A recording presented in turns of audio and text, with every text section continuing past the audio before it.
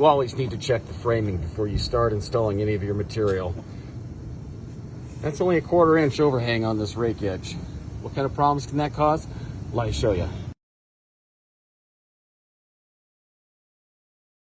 Uh-oh.